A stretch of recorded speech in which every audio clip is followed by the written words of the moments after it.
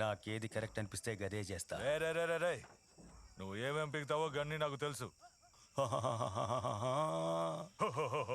జర తలకాయ తిప్పి చూడరా, గిది నా అడ్డా. మీకు పైసలకి పంచేనికి విశ్వాసంతో పంచేనికి తేడా తెలియట్లా.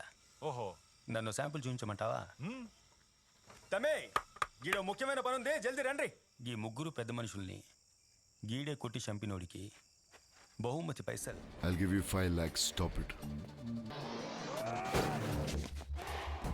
10 lakhs. 20 లక్షల రూపాయలు. రేయ్ యాడికొచ్చి ఏం మాట్లాడుతున్నావు? అన్నకాడ పైసల కోసం ఉన్నాను అనుకున్నావా? ఎన్ని సంవత్సరాలుగా ఉంటున్నానో తెలుసా?